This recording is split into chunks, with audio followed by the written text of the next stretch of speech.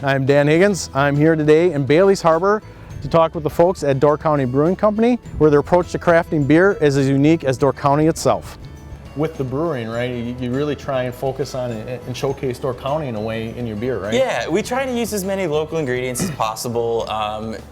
Drink beers that kind of reflect the lifestyle and the agriculture up in Door County. So we really want our beers to be kind of reminiscent of the whole area, the whole peninsula. At any time with Door County Brewing, you guys have about 5 beers out in market in retail locations, plus here in the tap room, which is beautiful, by the way. I mean, the work you've done here is just, if you're in Door County, I'd say stop in for a beer because it's really a nice place. Thank you. But people can try out not only what you have out in market, but you also will have stuff you're working on tap here and kind of get a preview of some of your stuff, right? Mm-hmm. Yeah, we typically have at least 5 beers out on the market and 6 packs for sale. And then at the tap room, we do a lot of beers that you can only get in this space. So here, any day, we'll have anywhere between 5 to 10 different beers to choose from, and you can buy them in full pints, or you can do these little 3-ounce tasters and sample as many as you want.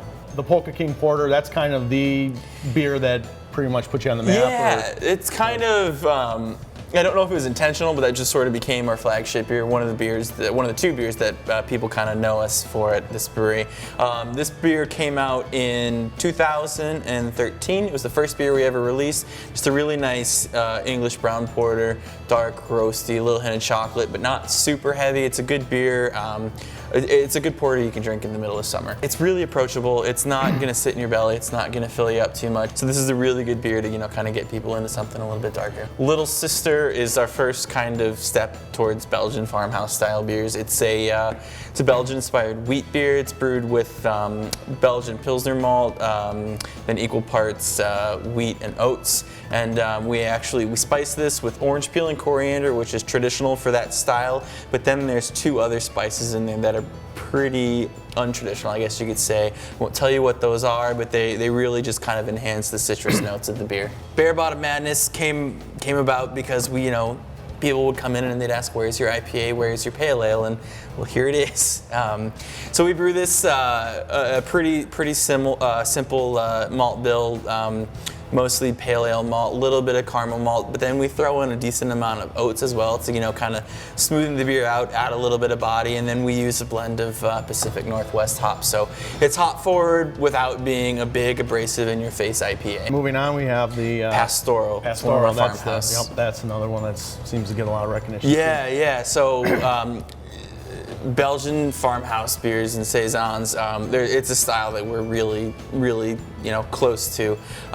In Wisconsin, there's I believe there's 3 year-round bottled saisons, and we make 2 of them. Pastoral being one of them. It's kind of our homage to just traditional Belgian saisons. It's a very, very simple recipe, mostly French Pilsner malt, a little bit of wheat, a little bit of acidulated malt, and then we just kind of let the yeast be the forefront of the beer. Most of the flavors are from the yeast. And then next to that, we're going on to another. Beer de Sieg, okay. Yeah. This is another one of our 2 year-round saisons. This Beer de Sieg is just French for rye beer. It's another, saison farmhouse-inspired beer. Same yeast as Pastoral, so you get that really nice, dry, citrusy, peppery note as kind of the forefront of flavor in that beer.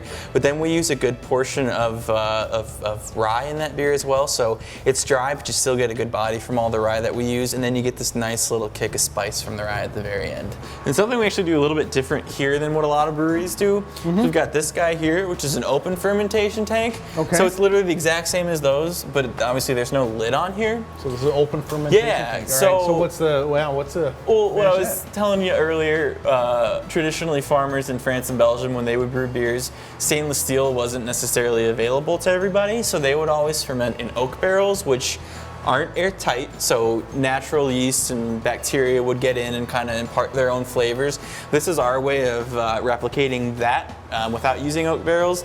We're getting flavors that we can't replicate 200 yards that way because it's literally unique to this exact spot, to the lake, to our proximity to the woods, to the farmers up the street. So we're getting some local flavor in our beers that other breweries can't replicate. It's we're trying to build our own house culture, our house flavor that is 100% unique to our brewery. It's such a huge style that you can make 100 different saisons that don't taste anything alike. Okay. So some people, if you don't, I guess if you don't really quite know what a saison is, a lot of people think, well, they're making one beer, when in reality we've got, I mean, I got 50 saison recipes saved that I just don't have time for, that are completely different from one another. That's what we like. Is it's a good style. It's almost a catch-all style. There's just so many different things you can do and different flavors you can make out of those types of beers. So it's a lot of fun to do those.